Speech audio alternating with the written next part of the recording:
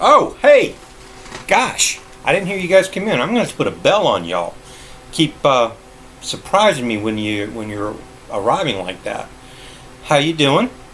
My name's Mr. Scott. I've got some stories to read to you guys if you're so inclined to listen. I'm the school resource officer at a elementary school in the mountains of western North Carolina. And right now with schools out, due to the situation we're having to deal with, I thought I'd read you some stories and maybe help things out a little bit. Before I start, let's take care of some technical stuff.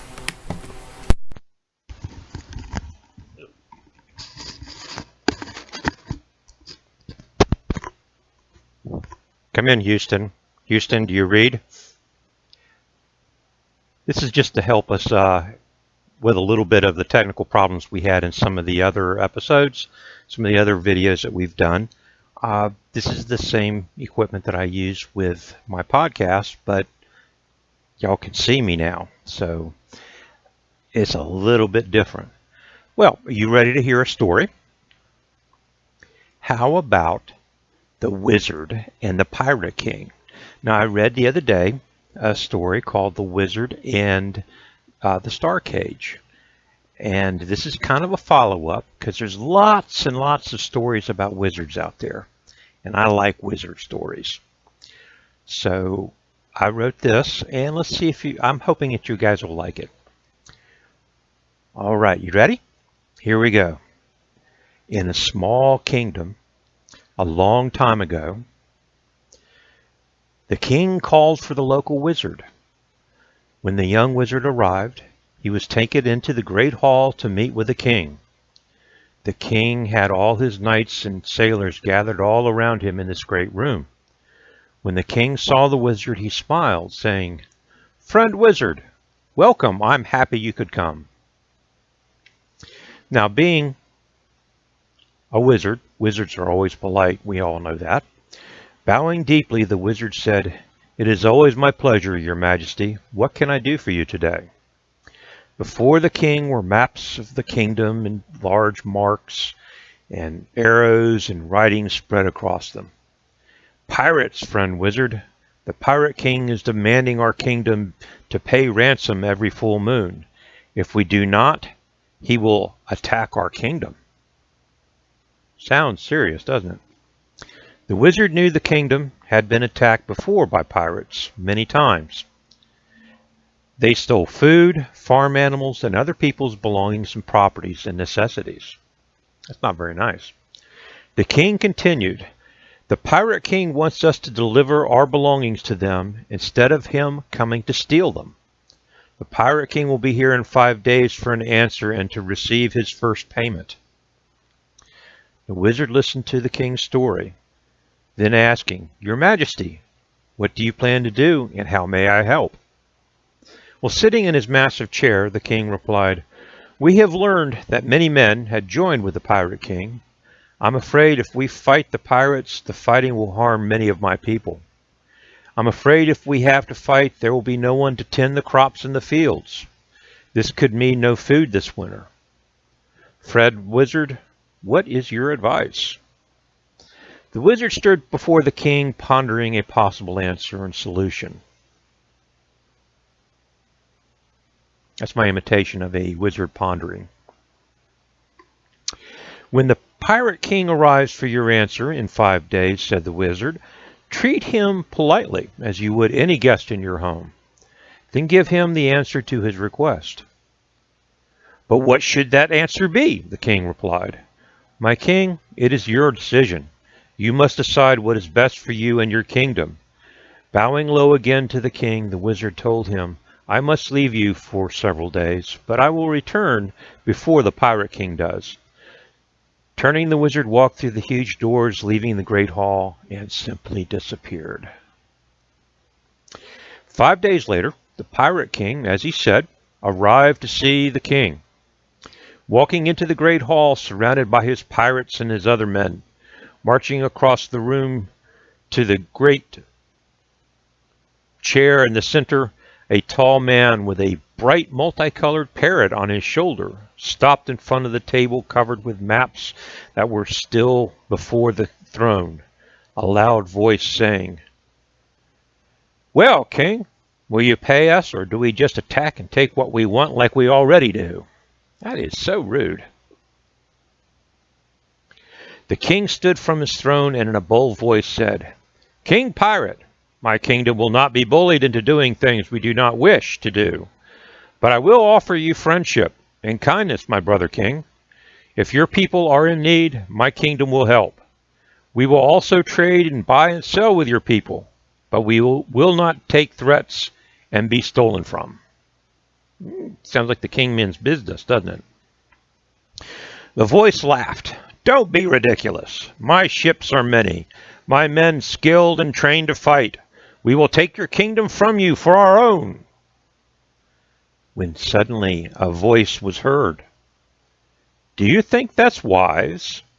said another voice in a calm manner.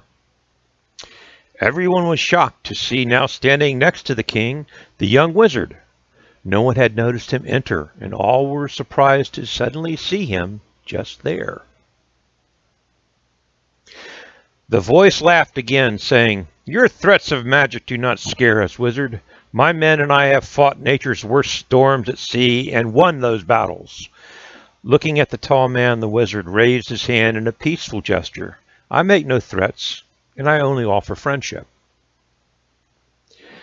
The parrot on the man's shoulder flew to the table before the king and began to pace back and forth across the tabletop in an angry march. The king leaned over to the wizard and whispered in his ear, "The bird is the pirate king. The tall man is just his first mate."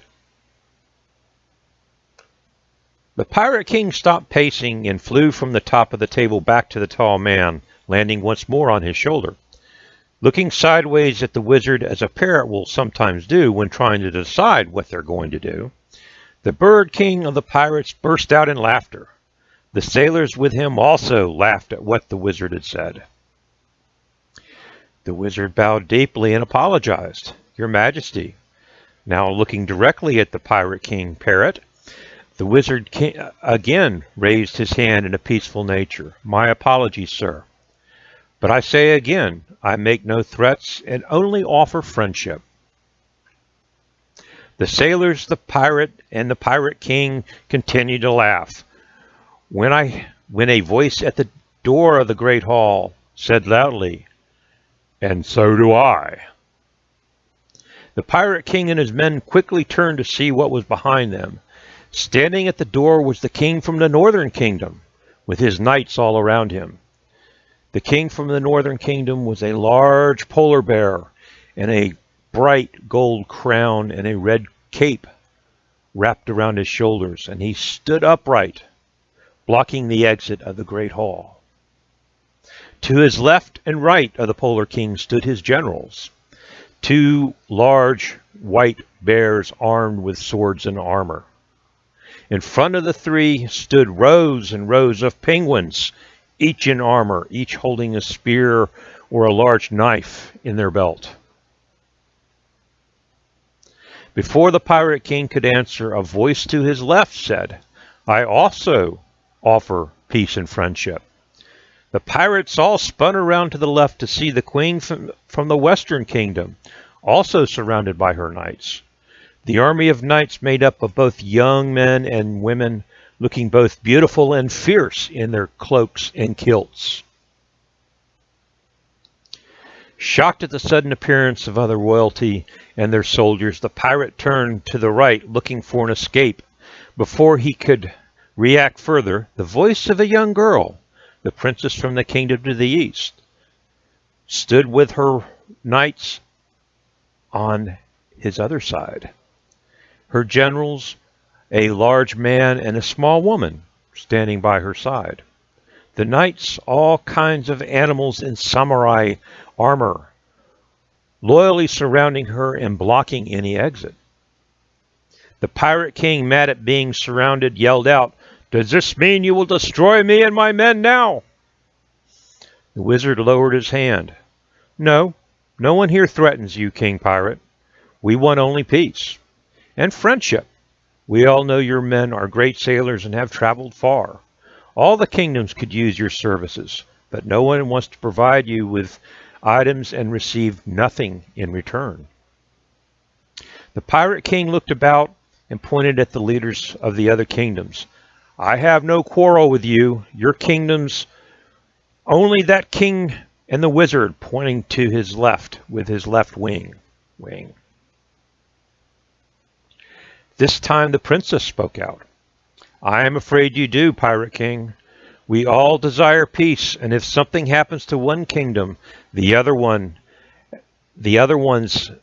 three are all pledged to help. If one is attacked, it is the same as an attack on all. Smart young lady. The Pirate King and his men stood still and looked about. The tall man who was the pirate's first mate, who also counted the Pirate King's money and kept track of the king's affairs and fortune. He had pulled out a pad of paper and quickly did some calculations. Holding the pad in front of the Pirate King parrot, still sitting on his shoulder, he pointed at the page the figures and writings. The mate whispered to his king, Sire, I figured out that if we did work for all four kingdoms in trade and transporting, even if we don't overcharge them or cheat them in any way, we can still make a lot of gold. Hearing this and seeing the figures for himself on the notebook page before him, the Pirate King turned back to the wizard and the king, and with a big parrot smile on his face, saying, Friendship is all we really wanted. Now looking to his men behind him, the Pirate King ordered, Cheers for peace and friendship. Now the crowd of men shuffled about on their feet, very puzzled by the whole switch of what had occurred before them. Some of them did cheer, but most were quiet and confused. Seeing this, the Pirate King added, Honest work for honest gold. Well, at the mention of gold, the pirate's crew cheered. Many, in fact, were quite pleased at the prospect of honest work and honest pay. In celebration, the king ordered a great feast to be brought to the hall. Putting on celebrations with lots of food and entertainment is one thing that kings do very, very well. Something to keep in mind. You never know when you might end up being a king yourself. Now, during the big meal, music and celebration, the Pirate King found the wizard and sat down on the back of a chair across from him. Well, wizard, you got your way without using magic to do so. How did you arrive at this peaceful solution? Placing a large turkey leg down, wizards like to eat turkey. When I was very young, the wizard said, there was a boy in my village that liked to take from the small children. He was mean and controlling to all of us. I asked my teacher, the wizard master, for help in what to do. Thinking that my teacher would simply turn the bully into a frog or a snake or something, I was surprised when the master pointed out to me that there were far more smaller children and only one bully. With this idea in mind, I spoke to the other children, small like myself, and we confronted the bigger boy, telling him we could no longer stand to be pushed around. It turned out the bigger boy had no friends his own age or size to associate with. He confronted this by being mean to others. Once we learned this, the boy was not as frightening as he once was. The Pirate King nodded his head and asked, Well, what became of this boy? Now the wizard pointed across the hall to the tall, handsome man in the uniform standing behind the king, glancing about and keeping an eye on things. That's him, my best friend actually, the captain of the king's guard. The Pirate King laughed again. I guess that means we are destined to be friends now, wizard. Taking a drink from a large wooden mug sat on a table in front of him, the Pirate King continued, Now that I am no longer the Pirate King, what should people call me? Before taking another bite of turkey, the wizard answered, "How about what you are? The Sea King." The former pirate laughed and flapped his wings, surprising the wizard and making him drop his turkey leg that he had been holding. That's terrible. Once more making the new Sea King laugh louder. The end of one and the beginning of many more stories. Well, I hope you like the Pirate King and the wizard, who is now the Sea King. And maybe we learned something from this. Sometimes there's reasons that people are being bullies, and we do sometimes have to stand up to them.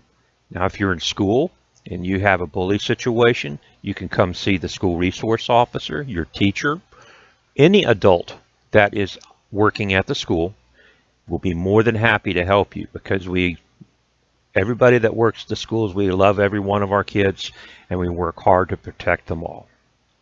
So, one thing I do want to mention real quick is I have been asked a lot about the funny masks that everyone has been wearing lately. And I've heard that this has scared some people, and they've gotten a little concerned and worried. But I want to tell you not to worry. You're going to see a lot of people wearing these masks in the next couple of days. But it's not anything to worry about. The masks are there to help protect the people that are wearing them and to help protect you. It's kind of like a Band-Aid. When you cut yourself on the playground or get a bad scrape and you go to the office and they put a little bit of antiseptic on it, or maybe wash it good, and then they put a Band-Aid over it. The Band-Aid is to protect the injury and to make sure it doesn't get infected and doesn't get worse. Well, that's kind of what the mask is for. It's to protect us, make sure we don't get worse, protect our lungs inside, and it's nothing really to worry about. So, in the meantime, while school is out, don't worry, enjoy yourself, pay attention to what the grown-ups are telling you, mom, dad, and aunts and uncles and grandparents that you're seeing now, probably a little bit more than you did before. Remember to keep a little bit of distance between you and your friends and other people. And very important, that's right, wash our hands. You can wash them as many times as you want to do. That helps keep spreading of the germs. And that keeps us healthy and hopefully happy. And pretty soon, the quicker we stay clean and healthy, the faster we're going to get back to school, the faster that the ball games are going to start, the faster that we're going to be able to see our friends again on a more regular basis. So don't worry. Listen to what the grown-ups say. Grown-ups can be a little crazy at times, but the thing to keep in mind, there is a reason for some of the crazy stuff that we grown-ups do. All right? Don't worry. Be happy. And again, wash those hands. And come back and I'll have another story for you guys. Talk to y'all later. Bye-bye.